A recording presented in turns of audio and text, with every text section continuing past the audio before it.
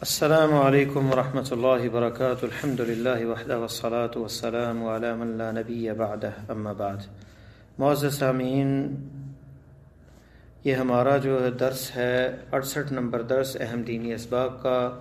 جنازے کے مسائل چل رہے تھے. میت پر رونے کی جائز صورتوں میں کچھ احادیث ذکر میں نے کی تھیں کہ نبی علیہ السلام نے اپنی بیٹی کی تدفین پر آپ روئے. اپنی بیٹی کی بیٹی جو فوت ہوئی، امامہ رضی اللہ، آپ کی بیٹی کی بیٹی جو ہے وہ فوت ہوئی. آپ کا بیٹا جب فوت ہوا تو اس وقت بھی آپ جو ہے آپ کی آنکھیں بہہ اٹھیں. سعد ابن عبادہ کو حالت مرض میں بے ہوش پڑے دیکھا تو آپ رو پڑے، اور یہ روایت جو ہے بخاری میں ہے. نبی علیہ السلام اپنی صاحبزادی کی تدفین کے موقع پر رو پڑے، جیسا کہ حضرت انس فرماتے ہیں فرأیت عینیہ تدمعان، میں نے آپ کی دونوں آنکھوں کا آنسو بہاتے ہوئے دیکھا. یہ روایت بھی بخاری میں ہے. حضرت بکر رضی اللہ تعالیٰ عنہ نبی صلی اللہ علیہ وسلم کی وفات پر روئے. تو رونا تو جائز ہے. تو اشکال یہ پیدا ہوتا ہے کہ روایات میں کچھ میں آتا ہے جو آگے آئیں گی کہ میت کو عذاب ہوتا ہے اگر اس پہ رویا جائے.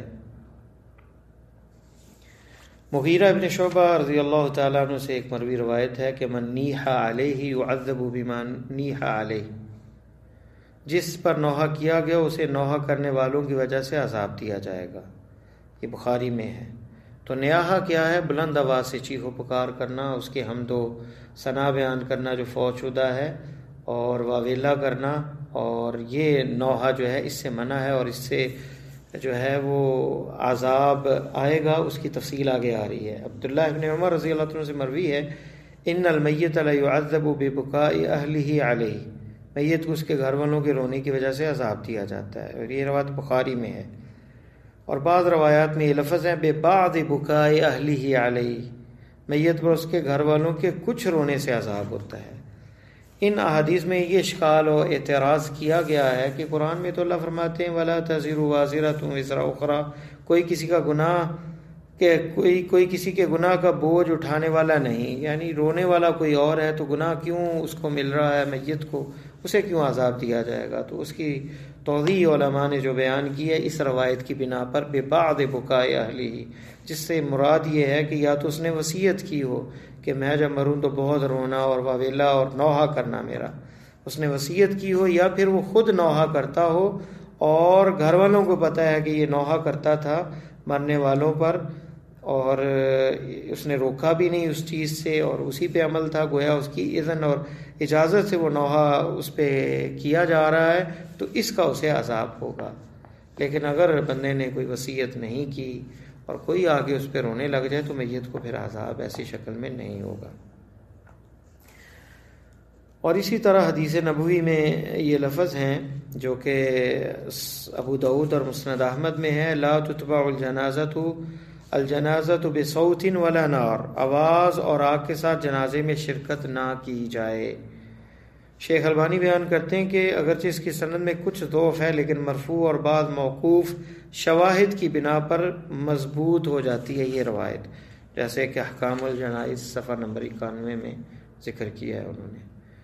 تو اس آگ، مجوسی جو ہیں وہ آگ کی عبادت کرتے ہیں اور آگ وہ لے کے جاتے ہیں، تو آگ سے ہمیں منع کیا گیا کہ آگ کو ساتھ نہ لے کے جایا جائے جنازے کے وقت.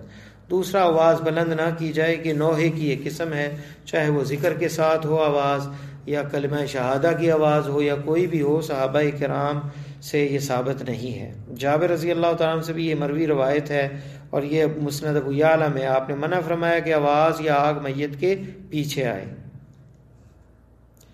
اور عمرو ابن عاص نے وصیت یہ کی تھی رضی اللہ تعالی عنہ، انہوں نے وصیت کی تھی فَإِذَا أَنَا مِتُّ فَلَا تَصْحَبْنِي نَائِحَةٌ وَلَا نَارٌ، جب مجھے موت آئے تو نہ کوئی نوحہ کرنے والی میرے ساتھ ہو اور نہ آگ. اور یہ روایت جو ہے صحیح مسلم میں ہے. ابو ہریرہ نے رضی اللہ تعالیٰ نے وفات کے وقت کہا لا تتبعونی بمجمر، جمر کہتے ہیں کوئلے کو، اور اس سے مراد ہے جس میں کوئلے یا آگ جو ہے دہکائی جاتی ہے، ابھی اس چیز کے ساتھ جس میں آگ جلائی جاتی ہے اس کے ساتھ پیروی نہ میری کی جائے. یعنی آگ لے کر میرے پیچھے نہ آیا جائے۔ انہوں نے میت کے پیچھے آگ لے کر جانا اسے روکا ہے، اور یہ اہل جاہلیت کا فعل تھا اور بدعات میں شمار کیا گیا اسے۔ اور آپ نے فرمایا لیس منا من ضرب الخدود وشق الجیوب ودعا بدعوی الجاہلیہ، جو خواتین چہروں کو پیٹیں، گریبان چاک کریں اور جاہلیت کی باتیں بکیں، وہ ہم میں سے نہیں ہیں۔ اور یہ روایت صحیح بخاری میں کتاب الجنائز میں ہے، باب لیس منا من شق الجیوب، اس کا ہم سے کوئی تعلق نہیں جو گریبان پھاڑے، اور صحیح مسلم میں 103 نمبر حدیث ہے یہ۔ اسی طرح جامع ترمذی اور ابن ماجہ میں بھی یہ روایت ہے۔ تو یہ چاہے حسن حسین رضی اللہ تعالیٰ عنہما جو سردار ہیں جنت کے، ان کے رونے پہ نوحہ کیا جائے یا گریبان چاک کیے جائیں یا منہ پیٹا جائے تو اس پہ بھی یہ صادق آتا ہے، یا اپنا کوئی رشتہ دار فوت ہو اس پہ بھی نوحہ کرنے پہ یہ ثابت ہے کہ یہ کبیرہ گناہوں میں سے نوحہ نہیں کرنا چاہیے، بلکہ اسے جاہلیت کے دعوے کہا گیا ہے، آوازیں کہا گیا ہے کہ جو نوحے کی آوازیں ہیں۔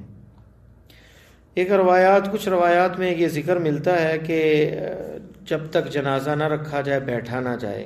شروع اسلام میں اسی طرح تھا، جیسا کہ ابو سعید خدری رضی اللہ تعالیٰ عنہ، ابو ہریرہ رضی اللہ تعالیٰ عنہ کی احادیث میں ہے، اور یہ احادیث صحیحہ ہیں، لیکن بعد میں یہ حکم منسوخ ہو گیا،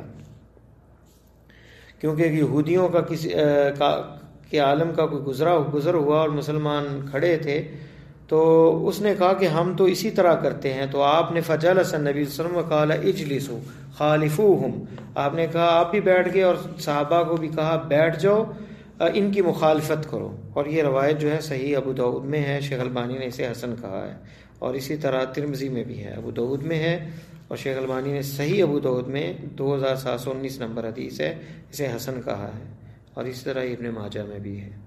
تو یہ روایت جو ہے اس سے آپ نے پھر انہیں یعنی بیٹھنے کا حکم دے دیا۔